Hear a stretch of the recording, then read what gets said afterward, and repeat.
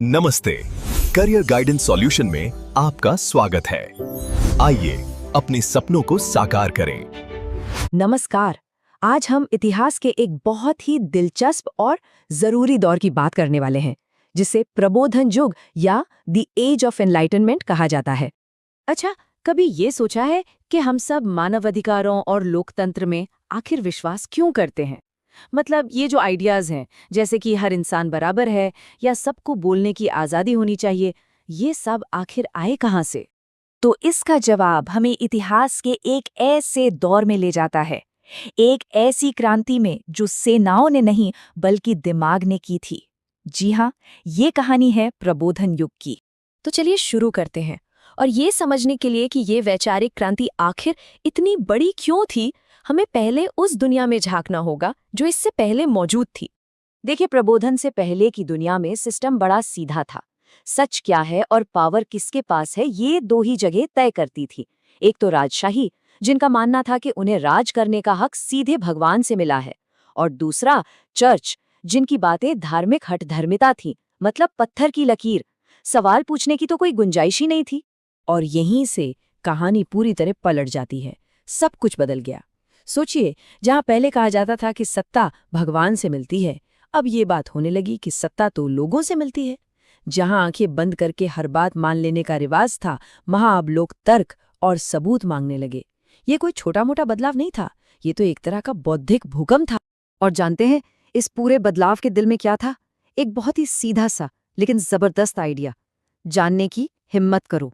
मशहूर जर्मन दार्शनिक Immanuel Kant ने इसे लैटिन में कहा सपेरे आउडे, मतलब जानने की हिम्मत करो और अपने खुद के तर्क का इस्तेमाल करने का साहस रखो। ये सिर्फ एक नारा नहीं था, ये तो एक पूरे आंदोलन का, एक पूरे युग का आह्वान बन गया। तो असल में हुआ क्या? प्रबोधन युग का सार बस इतना था कि अब लोग सत्ता को यूं ही स्वीकार नहीं कर रहे थे, बल्कि सबूत मांग रहे थे। मतलब किसी बात को सिर्फ इसलिए मत मानो क्योंकि कोई राजा या पादरी ऐसा कह रहा है, नहीं, अब हर बात को तर्क और प्रमाण की कसौटी पर कसना था। और जाहिर है, ये बहुत ही, कह सकते हैं, खतरनाक विचार था, क्योंकि ये सदियों से चली आ रही सत्ता की नींव पर ही सीधा सवाल उठा रहा था। और इस वैचारिक क्रांति के हीरो कौन थे? दार्शनिक जैसे कि जॉन लॉक, जिन्होंने कहा कि हर इंसान को कुछ प्राकृतिक अधिकार मिलते हैं: जीवन, आज़ादी और संपत्ति का अधिकार। फिर थे वोल्टेयर, जिन्होंने धार्मिक सहिष्णुता की जोरदार वकालत की। और हाँ, रूसो, जिन्होंने सामाजिक अनुबंध का विचार दिया, मतलब सरकार की असली शक्ति राजा में नहीं बल्कि हम लोगों की सहमति में है।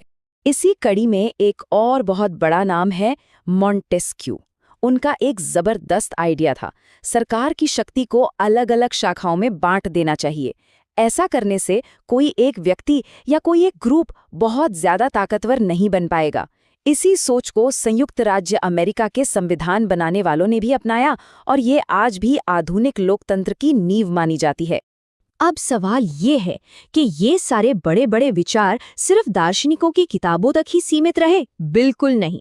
ये विचार समाज में फैले, और जिस तरह से ये फैले, वो तरीका भी अपने आप में एक क्रांति से कम नहीं था। यहीं पर एंट्री होती है पब्लिक स्फीयर की, यानी सार्वजनिक क्षेत्र की। ये क्या था?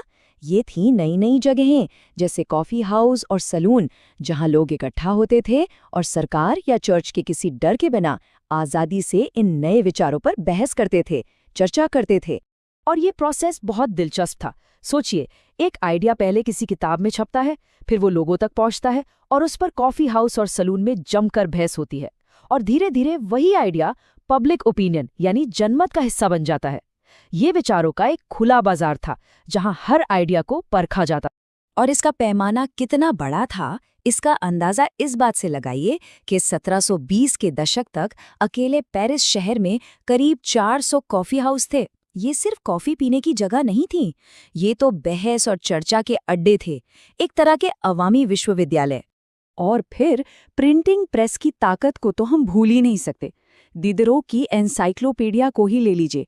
ये 35 वॉल्यूम का एक विशाल संग्रह था, जिसका मकसद था दुनिया के सारे ज्ञान को एक जगह लाना। और आपको पता है, फ्रांसीसी क्रांति से पहले ही इसकी करीब 25,000 कॉपियां बिक चुकी थी। ये दिखाता है कि उस दौर में लोगों में ज्ञान की कितनी जबरदस्त भूख थी। तो ठीक है, इतने सारे विचार, इतनी बहसें, इतनी किताबें, इन सब का नतीजा क्या निकला? नतीजा हमारी आज की दुनिया का जन्म। इन विचारों ने सिर्फ सोचने का तरीका ही नहीं बदला, बल्कि दुनिया का नक्शा भी बदल दिया। इसका सीधा असर दो बड़ी क्रांतियों पर दिखा। 1776 में हुई अमेरिकी क्रांति, जहां थॉमस जेफरसन ने प्रबोधन के आदर्शों को अपनी स्वतंत्रता की घोषणा में शामिल किया, और फिर 1789 में हुई फ्रांसीसी क्रांति, जिसने राजा के दैवीय अधिकार वाले कॉन्सेप्ट को ही खत्म कर दिया और नागरिक के अधिकारों को सबसे ऊपर रखा।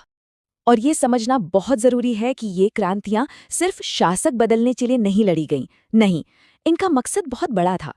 ये सरकार चलाने के पूरे सिद्धांत को बदलने के लिए थीं। एक ऐसी सरकार बनाने के लिए जो शासित लोगों की सहमति से चले, ना कि किसी के दैवीय अधिकार से। और आज हम सब उसी विरासत का हिस्सा हैं। उदार लोकतंत्र का आदर्श, सार्वभौमिक मानवाधिकारों की अवधारणा, धार्मिक सहिष्णुता का सिद्धांत और यहाँ तक कि चर्च और राज्य का अलग होना, ये सारे के सारे विचार अपनी जड़ें उसी प्रबोधन युग में पाते हैं। और हाँ, ज्ञान हासिल करने के लिए वैज्ञानिक पद्धति का इस्तेमाल करना, ये भी हमें वहीं से मिला। तो आखिर में एक सवाल पर सोचते हैं।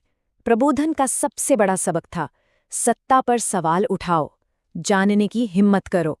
तो ये हमें आज एक बहुत ज़रूरी सवाल पर लाकर छोड़ता है। आज की दुनिया में, 21वीं सदी में, वो कौन सी सत्ताएं हैं, चाहे वो राजनीतिक हों, सामाजिक हों या फिर टेक्नोलॉजिकल, जिन पर हमें सवाल उठाने की हिम्मत करनी चाहिए? इस पर सोचिएगा ज़रूर।